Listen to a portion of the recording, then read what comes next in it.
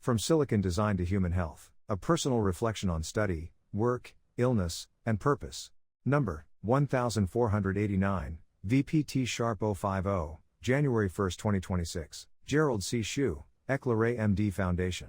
Category General Information. I was trained as an engineer, and my career covered mechanical design and analysis, semiconductor IC chip design, artificial intelligence, algorithm development, and the building of innovative high-tech business. Much of my technical work focused on electronic design automation, ADA, especially placement and routing algorithms. These algorithms determine how billions of transistors and microscopic wires are arranged, so signals can move fast without overheating or failure. This type of problem cannot be solved by human intuition alone. It requires AI algorithms that manage enormous complexity. While respecting physical limits, my daily work involved reducing errors, shortening critical paths, and making invisible systems work reliably. When something failed, it was my responsibility to understand why, and prevent it from happening again.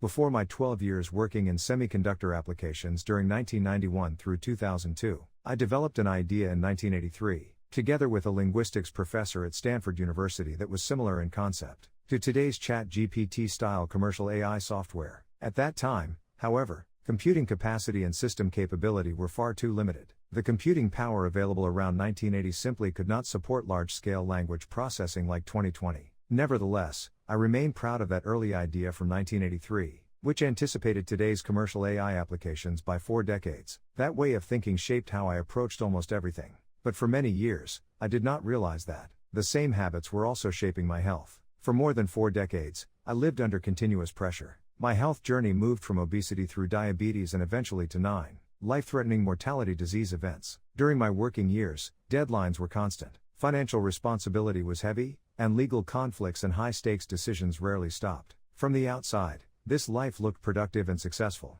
From the inside, it was long-term stress accumulation without true recovery. Only much later did I understand this as accumulated stress and fatigue, similar to how materials weaken when they are loaded again and again without rest. At the time, I did not question it. Like many people, I took my health for granted. I believed effort and endurance were always good qualities. I believed complexity meant progress. I believed pressure could always be managed, if one was smart enough and disciplined enough. These beliefs were rarely challenged, because visible results and impacts kept silent and coming. On June 21, 2025, those beliefs were interrupted by a sudden stroke. Then on September 11, 2025, when I reviewed hundreds of my brain CT scan images and saw the bright white spots of calcified cerebral microvessels, I finally woke up from those illusions. At that moment, I connected my diabetes-related vascular calcification to what I had learned from Professor Norman Jones. In his classroom on dynamic plasticity at MIT in 1972, I suddenly realized that my health outcome was very similar to a steel bridge,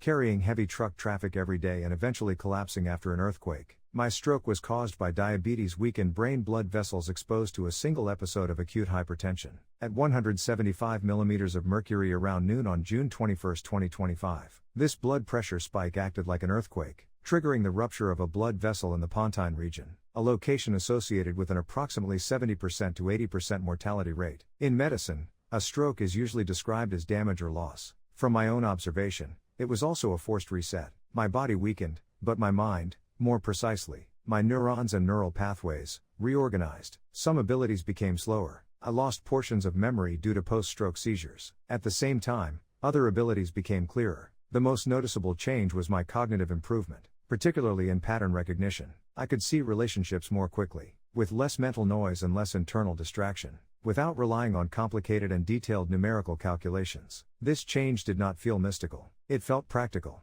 Mental energy that had once been consumed by prestige, job responsibility, and external expectations was no longer available for those tasks. Instead, that energy shifted toward deeper internal understanding. My thinking became simpler, clearer, not more complicated. During recovery, I treated myself as a small laboratory. I observed memory changes, fatigue cycles, sleep and exercise balance, emotional stress, blood pressure patterns, and cognitive recovery. I collected my blood restarting 20 times daily, arms and wrist in both left and right side. I wrote things and data down. I compared one day to the next. I focused on trends instead of isolated events, much like watching a movie instead of looking at a single still photograph. This was the same approach I had used in engineering and business, now applied to my own body health and diseases. What became clear was that recovery is not linear. Good days and bad days are not random. They follow patterns. The brain adapts slowly, much like materials under repeated stress. Improvement does not come from force or pushing harder. It comes from balance, timing,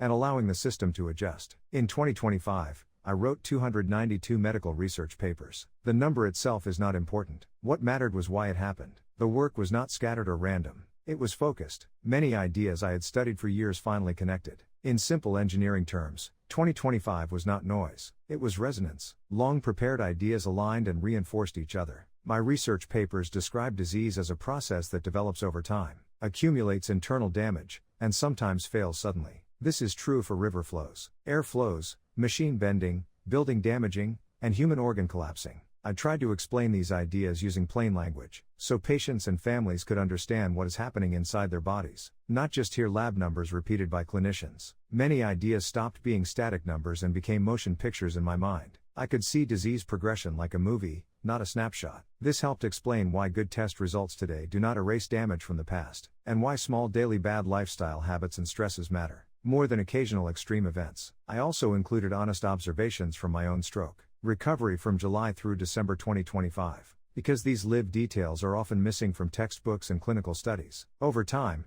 repeated observation turned into intuition. I did not need to calculate everything consciously. Patterns appeared naturally when I examined my raw biomarker and lifestyle data, much like recognizing a familiar face in a crowd. This did not come from brilliance. It came from time, attention, and lived experience. My background in semiconductor design and AI algorithms development also reshaped how I think about maturity. In engineering, maturity means knowing when to stop, adding features and start removing noise. If a chip keeps growing without simplification, it overheats and fails. The same principle applies to human life. For many years, I believed that more wealth, more status, and more expansion meant progress. I now see that this is often a misunderstanding of maturity. Many very rich people remain trapped in expansion mode. They keep building, buying, and competing, without asking whether this actually improves health, clarity, or usefulness to others. Through illness and age, I reached a different conclusion. Money itself was not the problem. Unchecked complexity was. Excess wealth often increases stress instead of reducing it. For me, spending on education and charity, particular to helpless seniors and underprivileged children education, became my logical and conscious choice. After age 55, I would rather spend my personal resources, helping underprivileged children gain education opportunities and taking care of homeless seniors' livings than continuing wealth accumulation.